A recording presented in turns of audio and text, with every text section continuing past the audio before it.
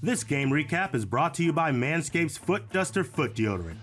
Say goodbye to stinky foot funk with this essential deodorant spray. Head over to manscaped.com and use the promo code SACCITY for 20% off and free worldwide shipping. The Foot Duster Foot Deodorant by Manscaped. The best protection any place below the waist. Thursday night football matchup between the Los Angeles Chargers and the Kansas City Chiefs. The Chiefs took down the Chargers 27-24 after some late game heroics by Justin Herbert and some gutsy plays by Justin Herbert to try and push for a chance for victory for the Chargers. They just fall short 27-24. An update from this game, at least on the injury side. I know I put it in the injury report. We'll talk about it. Justin Herbert specifically hurt his ribs in this game. And one of the plays that jumps out to me, and I know we'll talk about the Chiefs, talk about everything here. But that 3rd and 3, I think it was, 3rd and 3, 3rd and 4 play from Justin Herbert, where he's got the ball. He could have easily ran it for a first down, and he doesn't. He throws it away, doesn't get the first down. And then the next play, and he's holding his ribs, clearly hurt. And the next play, he puts his balls in a wheelbarrow and launches throws an absolute dart to DeAndre Carter to set them up for that touchdown to make it 27-24.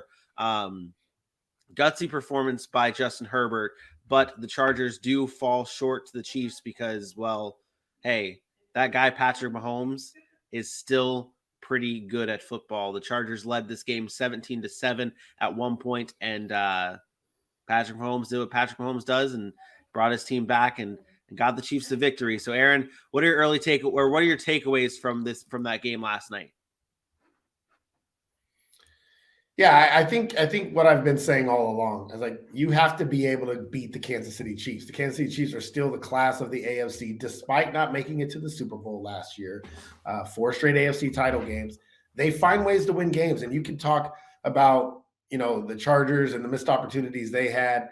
But for the most part of that game, if you watch that game, there was no business the Kansas City had being in that game. It shouldn't even have been close in the first half. The Chargers dominated. They marched up and down the field. But when it came to third downs, when it came to stopping them in the red zone, when it came to making the plays when it mattered, Kansas City was right there. A defense that we talk about all the time is not the best defense. They've never been the most dominant defense. But when it matters, they step up. And we saw that again yesterday in key moments. The third down efficiency for both teams really wasn't that good. I thought defensively both teams played well on third down especially. But holding the Chargers to 5 of 16 on third down was huge.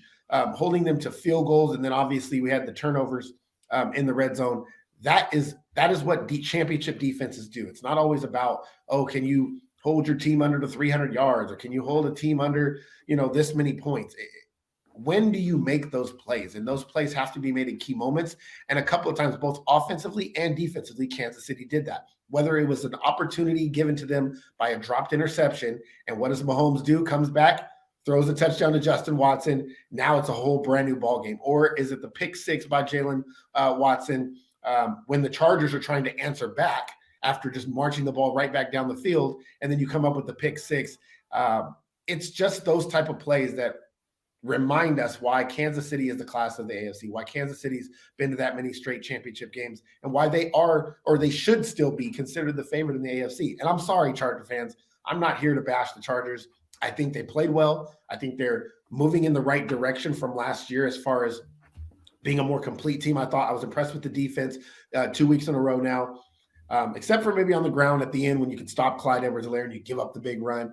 Those are the type of plays that have plagued the Chargers for years, and you can't have those creep up. But I was excited for the Chargers. This is not really about them. This is about paying the respects to Kansas City. And this is why I refused to let all the people in the world say that this was the Chargers division. You have to beat Kansas City. And Kansas City still, to me, is the class of this division, and they proved it again last night. Yeah, no matter how good you make your defense in the offseason, we obviously saw they brought in Khalil Mack. J.C. Jackson actually played in this game. He was active and playing in this game. Brought in all the pieces to make that defense better in Los Angeles. But at the end of the day, it just still isn't enough because Patrick Mahomes and the Kansas City Chiefs offense will find a way to win those games. And I do want to say something that I said yesterday, that Justin Herbert, I said that I think that Patrick Mahomes makes his weapons look just a little bit more better than what Justin Herbert can make his weapons. Obviously, no Keenan Allen in this game, but I thought Justin Herbert did an incredible job with his wide receivers last night, including the once every 2 weeks, once every 3 or 4 weeks, Mike Williams citing 8 for 113 and a touchdown. He got DeAndre Carter involved for a few plays, and Gerald Everett. We had a Gerald Everett sighting for a little bit, 6 for 71. So yeah, I agree. It's not so much of a Chargers bashing. It's more of paying respects to the Kansas City Chiefs. But if you're the Chargers, you have to look back at those missed opportunities, the third down efficiency, that red zone play where he throws the interception for the pick six. I mean, that was the game change. That was the game changer right there. And you brought up one player, and it's my player of the game here. It's Clyde Edwards-Helaire.